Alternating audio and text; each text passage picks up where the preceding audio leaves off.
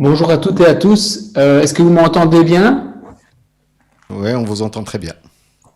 Voilà, tout d'abord, je vous remercie vraiment pour votre invitation et j'ai déjà l'impression de voyager en vous entendant et ça me ferait vraiment plaisir un jour de vous voir en présentiel. Alors, merci pour votre invitation. Je vais essayer ici en 20 minutes d'essayer d'avoir une sorte de perspective pédiatrique par rapport au Covid, mais aussi partager un peu l'expérience qu'on a en Belgique par rapport à la gestion de cette crise notamment. Et donc, est-ce que vous voyez ma deuxième diapositive? Vous voyez bien ma diapositive qui avance? Je ne vous entends Oui, pas. oui, on la voit bien, il n'y a Oui, pas de problème. voilà. Donc, tout d'abord, pour prendre quelques mots d'épidémiologie des enfants et du Covid, donc au début de la crise sanitaire, les enfants étaient sous-représentés en termes de testing. C'était des chiffres qui étaient tant en Chine qu'aux USA ou ailleurs. Également en Belgique, le premier rapport de notre Institut de santé publique rapportait que les enfants représentaient 3% de toutes les infections. Donc ça, c'était un rapport au mois d'août après la première vague. Alors, c'est clair que les enfants étant moins symptomatiques et jusqu'au moins 50% asymptomatiques, on a peut-être sous-représenté l'importance des enfants dans cette pandémie au départ. Ceci dit, je me souviens encore des premiers Zooms qu'on a eu avec nos collègues italiens qui ont vécu la première vague avant nous disant, écoutez, on teste massivement les enfants et en fait, on a très rarement des cas positifs. Et quand on a un cas positif, il y a souvent un parent qui est infecté dans le foyer. Alors, pour répondre à cette question du sous-testing peut-être, on peut reprendre des données de séroprévalence, donc de dosage d'anticorps, avec une étude importante ici publiée en Espagne récemment sur 61 000 personnes qui ont été testées au point of care avec une sérologie. Vous voyez que la séroprévalence, donc le dosage d'anticorps augmente avec l'âge, avec de 1,1% chez les tout jeunes enfants jusqu'à 3,1% pour les plus âgés et 6% au-delà de 45 ans.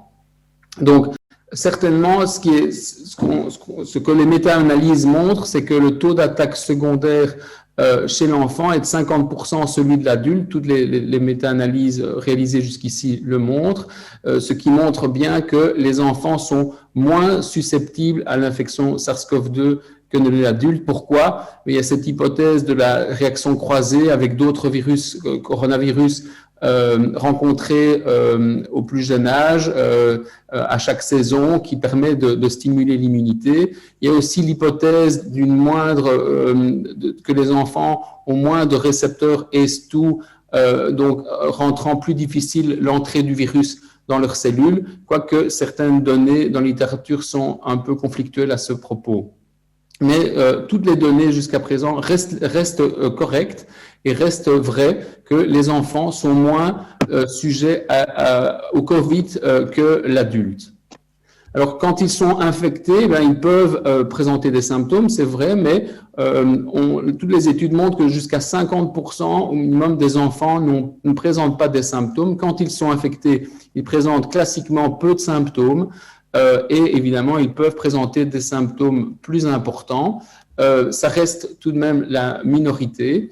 Mon collègue français a montré déjà tout à l'heure des données. Ici aussi une étude européenne du PTBNet, donc qui sont des médecins essentiellement du réseau traitement de la tuberculose, qui montre qu'en plein pic épidémique de la première vague, une étude montrant 582 patients, dont 363 étaient hospitalisés, avec les facteurs de risque pour être admis aux soins intensifs, étant l'âge en dessous de 1 an, le fait d'être un garçon, le fait d'avoir des comorbidités comme une cardiopathie, une maladie pulmonaire chronique ou une maladie neurologique, ou des signes de pneumonie à la présentation. Alors, cette étude, ceci dit, est biaisée par le fait que c'est un réseau d'hôpitaux tertiaires et quaternaires qui constituent la majeure partie des participants. Et donc, on s'attend évidemment à avoir des patients plus malades que si on prend des études faites dans la communauté. En Belgique, nous avons également des données qui reprennent la période mars jusqu'à fin juin 2020. Vous voyez que les enfants représentaient 1,6% des patients hospitalisés, donc 1,6%. Voilà, effectivement, en Belgique, donc l'âge au-delà d'1 an, par contre, était associé au fait d'avoir plus d'effets sérieux, comme un ARDS, une pneumonie à l'admission, une surinfection bactérienne ou fongique, et donc ou une admission aux soins intensifs. Donc ici, on avait vraiment l'âge au-delà d'1 an qui était plus associé à des facteurs péjoratifs. À savoir qu'on n'a pas tenu compte dans cette étude du fameux PIMS ou du syndrome multisystème inflammatoire qui n'a pas été inclus dans cette étude. Donc, ce qu'on peut retenir, c'est que les enfants et les adolescents sont moins sévèrement affectés que l'adulte, et ça reste vrai encore maintenant à la fin de deuxième vague ou actuellement. Alors, qu'en est-il de la transmission chez les enfants? Alors, comme vous savez, en mars, quand la plupart des écoles ont fermé en France, notamment en Belgique, il a été donné comme message que l'enfant était le super transmetteur du SARS-CoV-2, un peu comme dans la grippe, et donc ça a amené les pays à décider de fermer des écoles. Ceci dit, vous savez que cela a été modifié, notre compréhension du phénomène a évolué dans le temps. L'enfant peut évidemment être infecté, il peut rester asymptomatique et porteur du virus, mais avec un degré de transmission qui n'est pas très connu. On va y revenir sur cette pièce manquante au puzzle. On suspecte, d'après les données, que l'enfant asymptomatique est 50 à 80% moins contagieux que quand il est symptomatique. Mais l'enfant peut évidemment également être symptomatique et pouvoir également transmettre le virus. Alors, vous savez que quand on fait un examen PCR, il est parfois difficile de l'interpréter parce qu'on peut avoir une charge virale extrêmement faible, un nombre de cycles de PCR élevé, avec parfois des difficultés d'interprétation quand on fait notamment du tracing et de la mise en quarantaine, avec parfois des patients qui sont déjà plus contagieux, qui ne sont plus contagieux avec si on faisait une culture virale chez ces patients, au-delà d'un certain nombre de cycles de PCR, eh bien, on aurait des cultures négatives, mais on ne fait pas ces cultures en pratique. Alors, par contre, quand l'enfant est infecté, il peut être porteur du virus dans ses voies respiratoires. Il est porteur du virus dans ses voies respiratoires.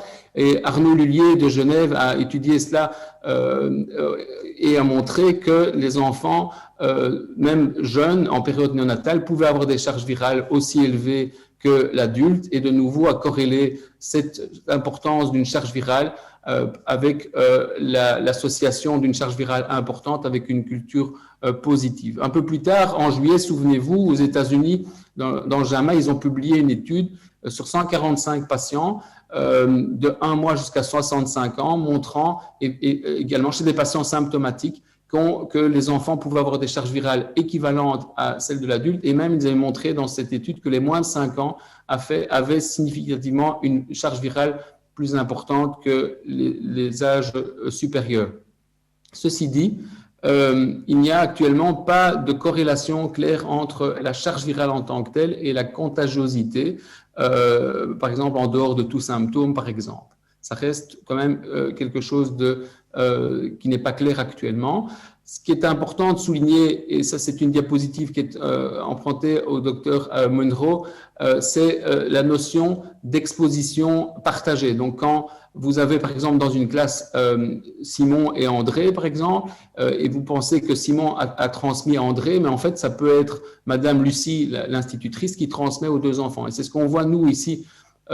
Pour l'instant, on a quelques clusters dans des écoles, surtout primaires, avec des nouveaux variants anglais, et on voit, on nous rapporte fréquemment donc des classes entières, par exemple 18 enfants sur 25 infectés en même temps, avec une institutrice qui a présenté des symptômes quelques jours plus tôt, et avec donc un super événement qui, pour rappel, n'a jamais été décrit d'un enfant vers des adultes.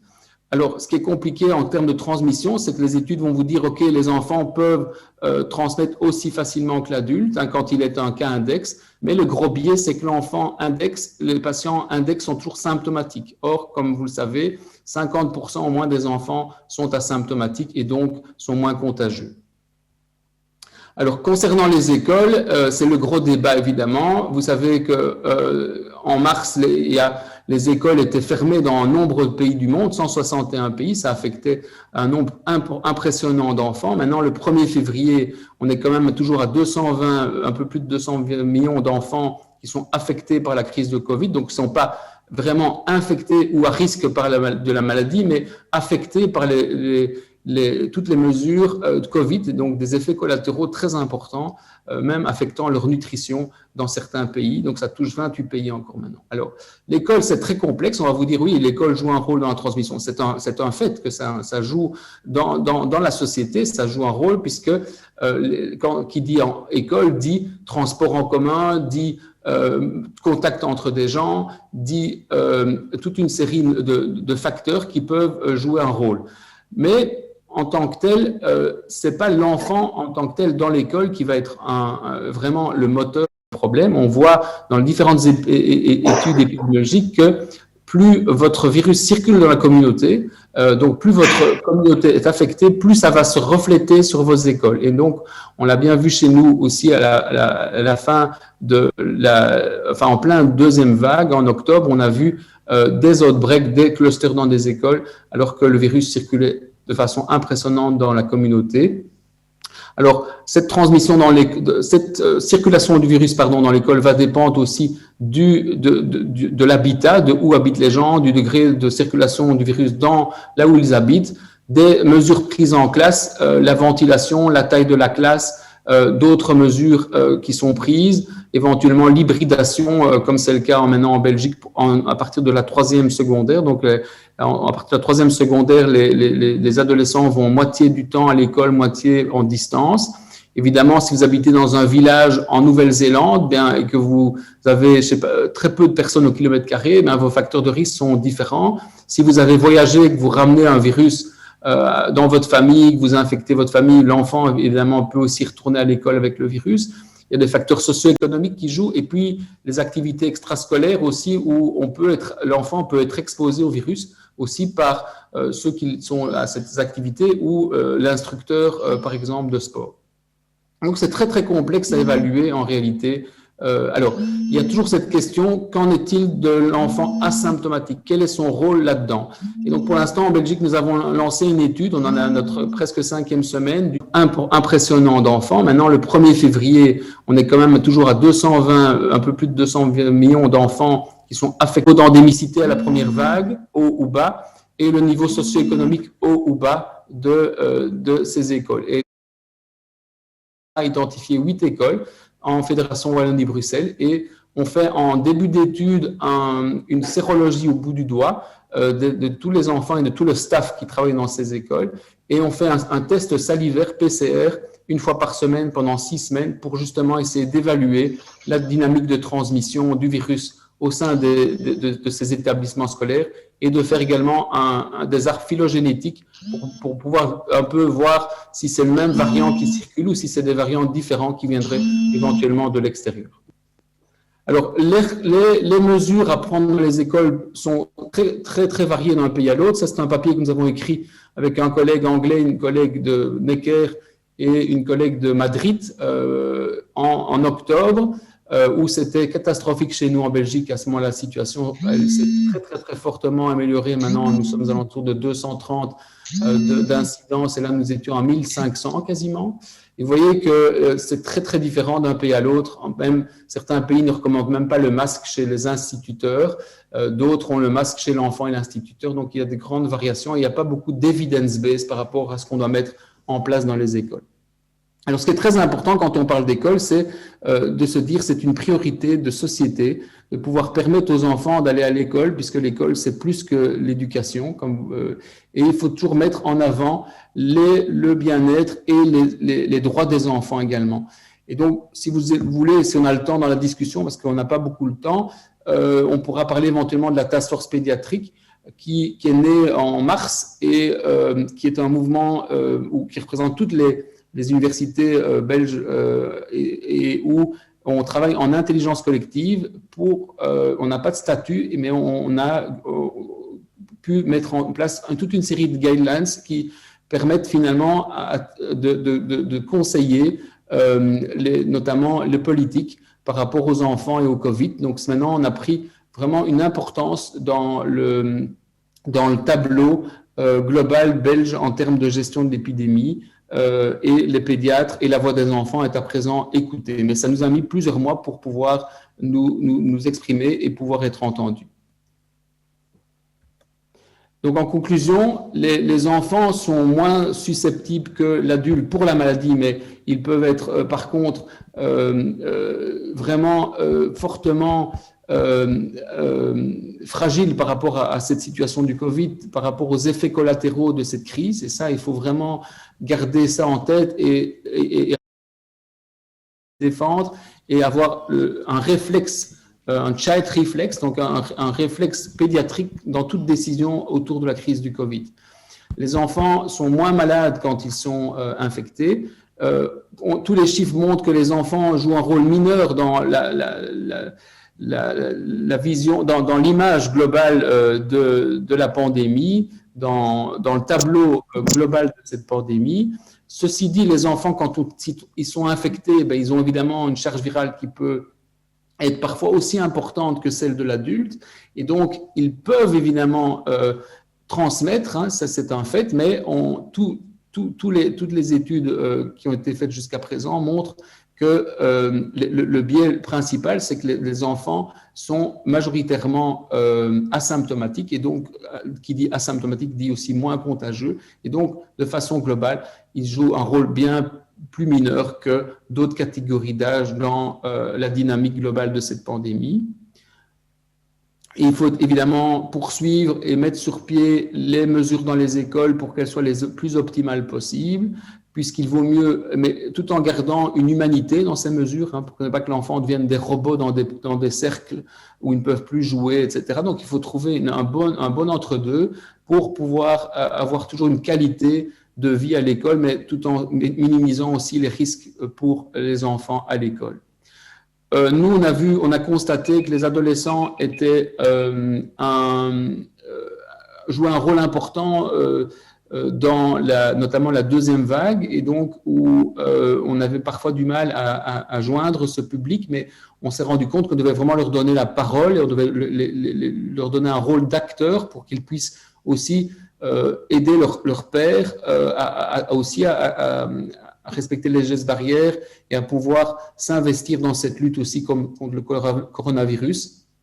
Donc, pour protéger nos écoles, il est important et primordial aussi de faire tout ce qu'on peut pour diminuer la circulation du virus dans la communauté, pour permettre aux écoles de continuer à fonctionner, car c'est vraiment important de toujours garder en ligne de mire leurs droits et leur qualité de vie, parce que ce sont les adultes de demain. Merci beaucoup pour votre attention. J'espère que je n'ai pas été trop long.